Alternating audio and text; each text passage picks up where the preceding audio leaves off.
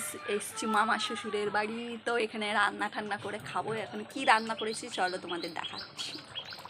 এই দেখো, হাঁসের মাংস জ্বালানিতে রান্না হচ্ছে। রান্না কমপ্লিট হয়ে গেছে, এখন নামাবো হাঁসের। তো আমি এসেছি মামা শ্বশুরের শ্বশুর বাড়ি, মানে মামি শাশুড়ির বাপের বাড়ি। তো এখানে আমি রান্না করছি কারণ মামি শাশুড়ি রয়েছেন, মামি শাশুড়ির মা রয়েছেন, ওনারা কেউ মাংস ধরে না আর খায়ও না।